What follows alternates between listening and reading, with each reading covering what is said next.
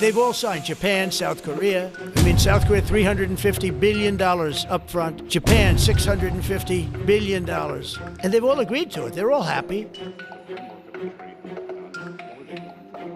This individual with very...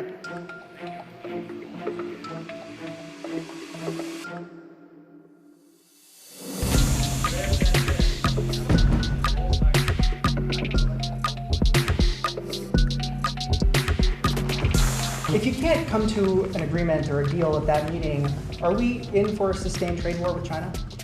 Well, we're in one now.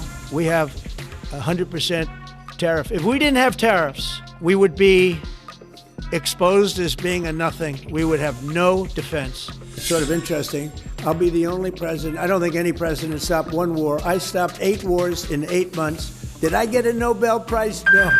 I said, can you believe it?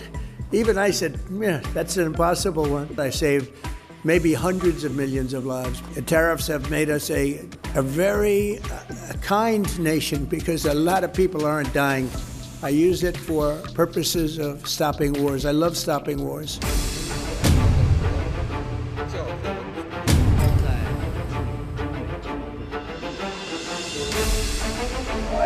gotta be kidding me.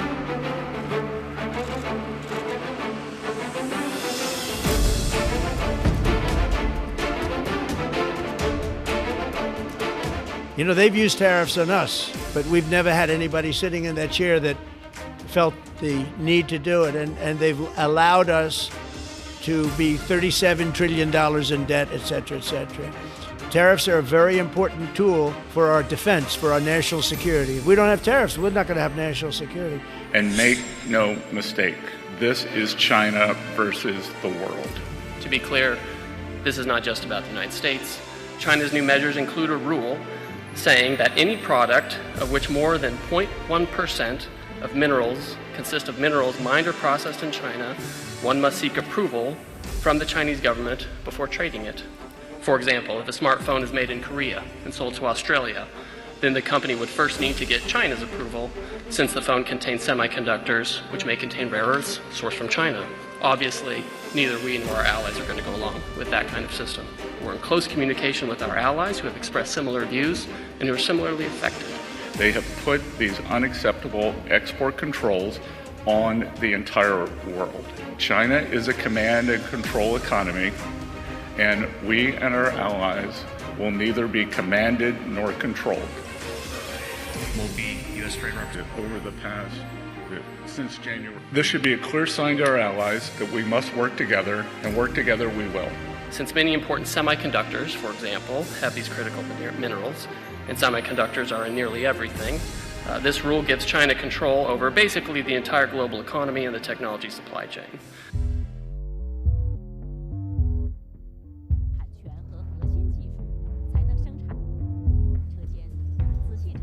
It's been impossible to get us to this point. Single thing, every problem the farmer has. Some U.S. auto companies have called us in the past week and said that there had been a slowdown in magnets. So when we asked the Chinese about this, they said, oh, it probably had something to do with the holiday. Had something to do with the holiday. So they can't be trusted with the global supply chain. Had something to do with the holiday.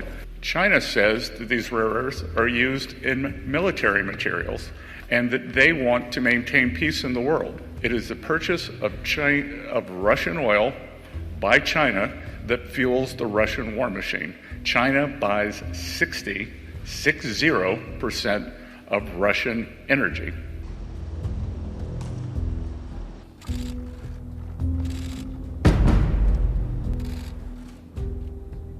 As of last time I saw President Trump, which was last night, he is still expecting to see Party Chair Xi in Korea. Terminated on a permanent basis.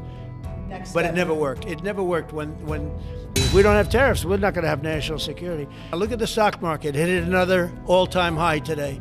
That's 48 days out of the few days that I've served. 48 days have already hit record highs. It's over $18 trillion is being poured into our country. It's because of the election and because of tariffs. Without the tariffs, you wouldn't have probably 18 cents.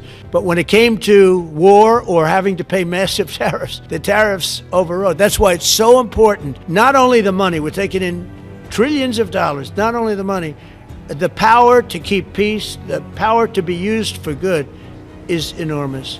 But a lot of people didn't understand tariffs. It's also made us very rich. Fortunately, we came armed with a little smaller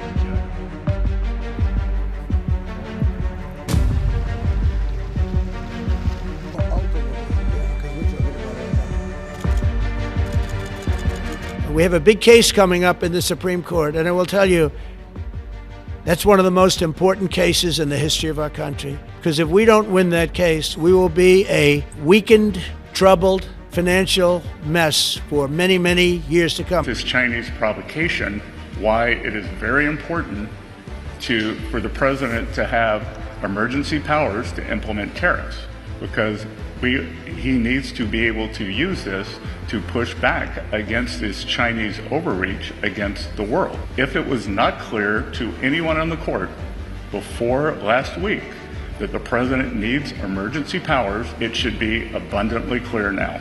But there's never been anybody treated in the history of politics.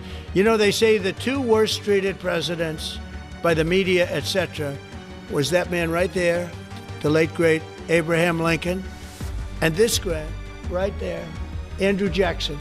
They give him number one and number two, but that was before I came along, Newt. I say I have number one times 10. Nobody's been treated like I've been treated. And I did a great job. You know, we had a great first term. I said, you gotta be kidding. You mean I can actually do something that I really want?